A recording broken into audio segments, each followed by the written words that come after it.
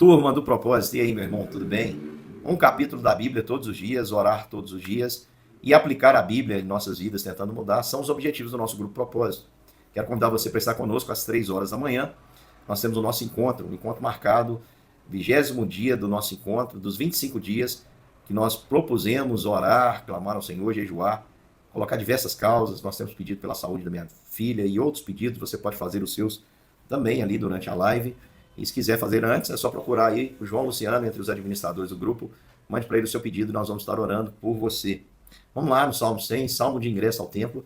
Quando os hebreus iam para o templo, eles entoavam esse cântico. E aí fica a pergunta, quando é que nós devemos também entoar este salmo? Esse salmo ficou popularmente conhecido porque há uma canção, aliás, mais de uma, baseada nesse salmo.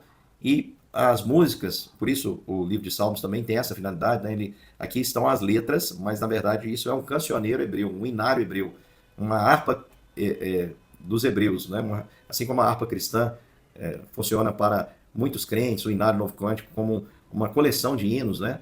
Aqui também nós temos uma coleção de cânticos hebreus. É lógico que a percepção musical, a cultura, os instrumentos, tudo é diferente, mas nós podemos aplicar aqui na nossa cultura também. Como é que nós entoaríamos essa canção? Eles entoavam quando estavam indo ali para o templo em Jerusalém para adorar. Nós devemos entoar no domingo, quando vamos adorar ao Senhor nas nossas igrejas? Não, meu irmão, porque Jesus deixou claro que a verdadeira adoração ela não tem local geográfico, ela não tem hora marcada, ela acontece em espírito e em verdade. Então, este salmo deve hoje estar nos nossos lábios o tempo todo, porque hoje nós temos acesso à presença de Deus por meio de Jesus. E aqui existem algumas verdades que a gente precisa aplicar na nossa vida. Por exemplo, o salmista diz, celebrai com júbilo ao Senhor todas as terras. Ele está dizendo que todas as nações devem festejar o Senhor, celebrar o Senhor, se alegrar com a presença do Senhor. Todos também devem servir ao Senhor com alegria e apresentar diante dele com cântico. O cântico, para os hebreus, era uma expressão de alegria, uma expressão de adoração. Então nós devemos fazer tudo isso, irmãos, com esse sentimento de alegria, servir ao Senhor com alegria. A questão é, sempre fazemos com alegria? Será que nós, em algum momento, irmãos, nos vemos assim, servindo ao Senhor, como que por pressão, com tristeza?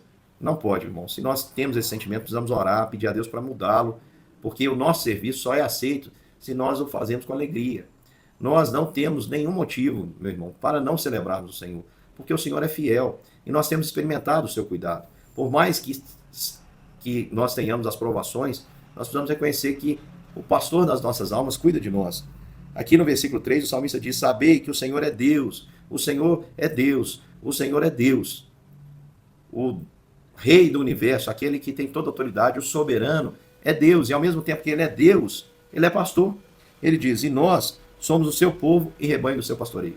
Ou seja, o Deus do universo, que tem tantas coisas para dirigir, cuidar e governar, governa sobre as estrelas, sobre os astros, sobre os satélites, sobre o mar, sobre o vento, sobre as ondas, sobre a natureza, sobre os passarinhos.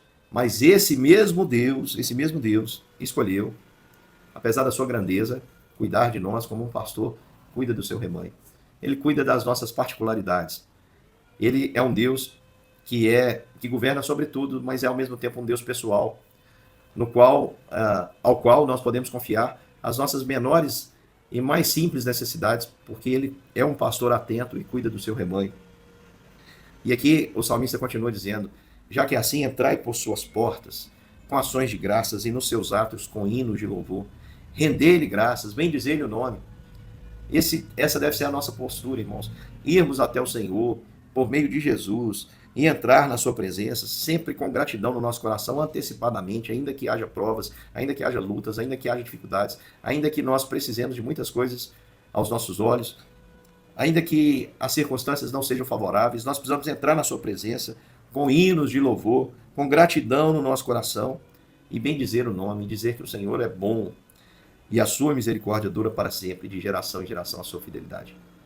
Não há, meu irmão, na história, nenhum que tenha crido, dos que tenha crido, tanto no Antigo Testamento quanto agora, conhecendo Jesus como Senhor e Salvador, a igreja da Nova Aliança, não há, meu irmão, nenhum que não possa dizer que o Senhor é bom e que a sua misericórdia dura para sempre. Não há ninguém dos que creram que pode negar a fidelidade de Deus. Deus é fiel, irmãos. em cumprir todo o seu propósito e fazer todas as coisas cooperarem para a sua glória e para o bem do seu povo. Não há motivo, meu irmão, então, para você não render graças ao Senhor, não servi-lo com alegria, não celebrar o nome dele, se, por algum motivo, alguma circunstância, você tem se apresentado diante do Senhor com tristeza, ou você nem tem se apresentado, e nem tem servido, e nem tem celebrado, e nem tem rendido graças, e nem tem adorado o seu nome. Meu irmão, eu quero dizer que você ainda não conhece o modo de viver do justo. O justo vive por fé. Fé é certeza de coisas que não vemos, convicção de fatos que ainda não aconteceram. Nós não estamos limitados pelas circunstâncias, nós não retroagimos diante das circunstâncias. Nós não somos desses, nós somos dos que avançam, porque o justo vive por fé, meu irmão. E por isso, olha só o perigo. Se você deixa de fazer qualquer uma dessas coisas, você está dizendo que a sua relação com Deus é condicional. Você está dizendo que você só se relaciona com esse Deus, só lhe rende graça, só adora o seu nome, só o serve com alegria, se ele fizer o que você deseja. Eu vou dizer uma coisa para você, meu irmão. Esse Deus aqui, que é Deus, que nós somos seu povo, rebanho do seu pastoreio, nada tem a ver com Deus que faz trocas. Cuidado.